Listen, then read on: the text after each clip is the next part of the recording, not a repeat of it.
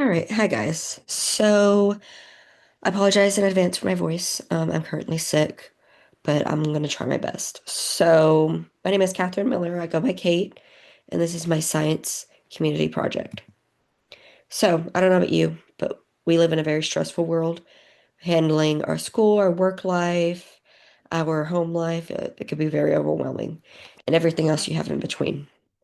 Knowing that, we're going to go over this study called Stress Fitness, a neuroscientific approach to building emotional resilience.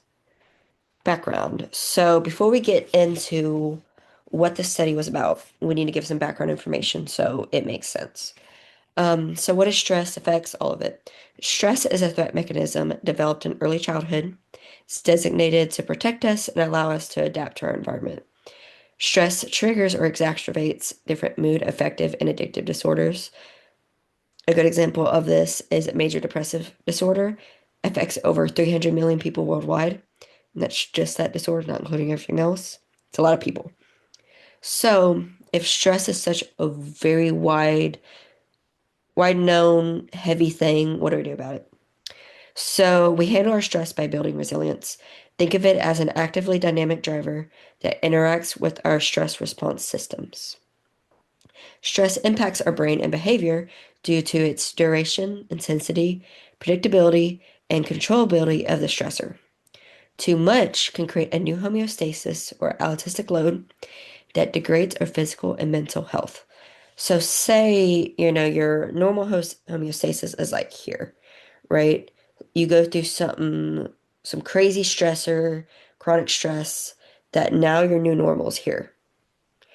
Your body cannot relax. You cannot relax because you're now up here. Your new homeostasis, your new normal's here. So you're constantly stressed out and you can't come back down to relax.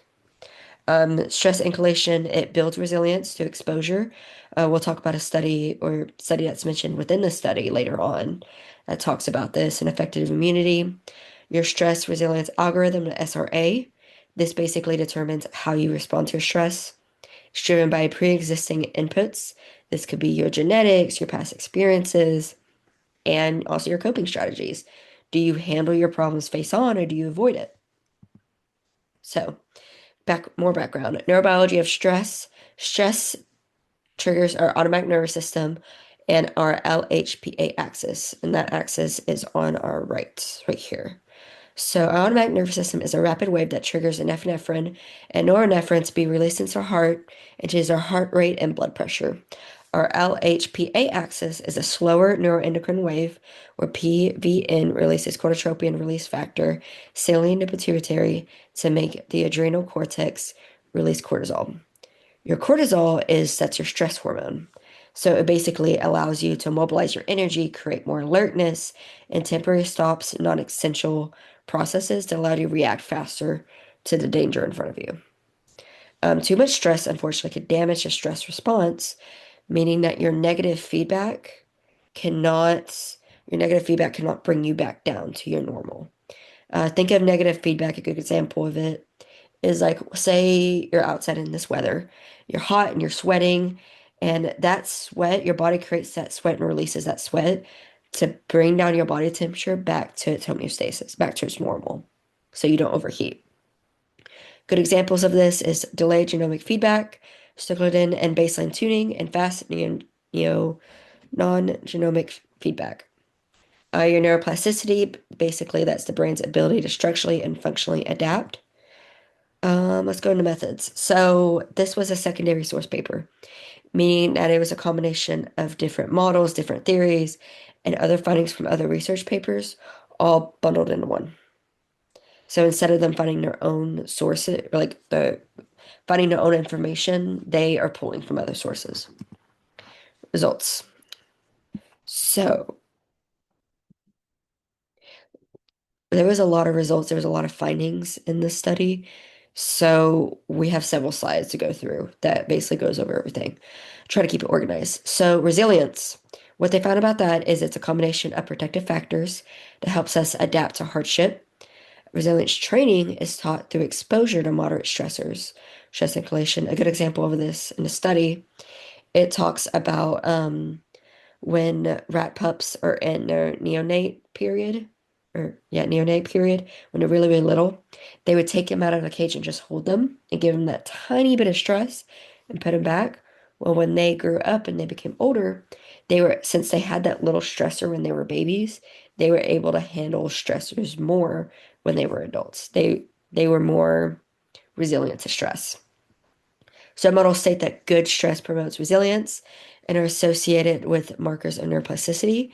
This is a common factor across different models. So so good stress builds resilience is good. And it basically lets your brain adapt and function better and build those pathways. It makes it better. Unfortunately, though, chronic and severe stress damages the neuroplasticity and impairs emotional and cognitive functions. Right? So next, perception and social support. So self-efficacy, which is basically a person's conviction that they can influence or control a given outcome or situation. So this is basically a person, if someone has a positive mindset, do they believe that everything's going to go right for them and they could get through anything and they will be fine? Or, do they have a negative mindset where they think the world's ending and they're never going to be okay? They're never going to have anything good in their life. But having that positive mindset, having that self-efficacy, does make them more resilient to stress, is what they found. Perceived social support and presence of quality relationships are critical resilience factors. Having a good support system makes it easier to handle your stress. Social buffering, having a partner present dampens your stress response. They also found that social isolation is a severe stressor that alters brain growth factors, signaling pathways, and stress-related molecules.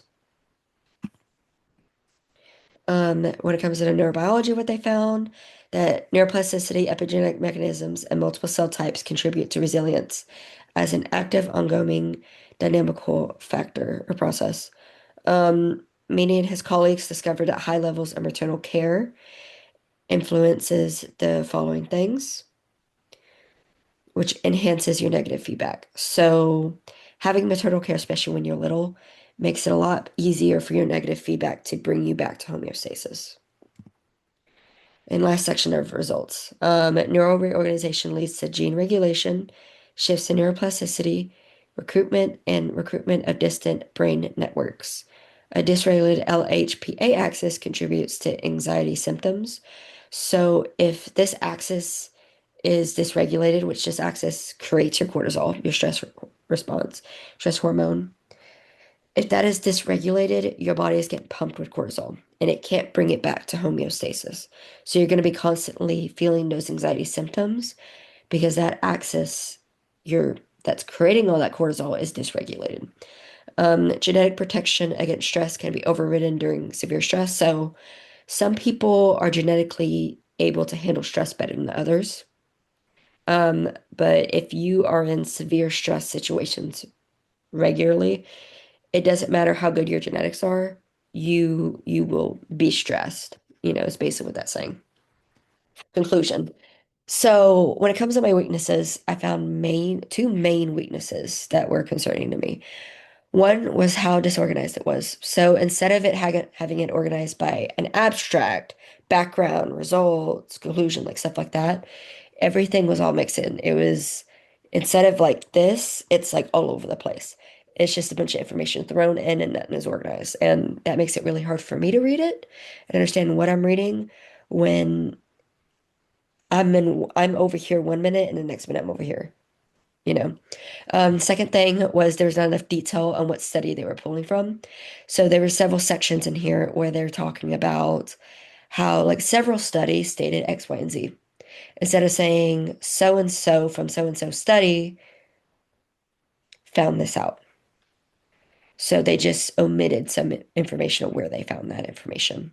But ultimately, addressing the world's mental health crisis requires reframing resilience as an active, highly adaptable biological system.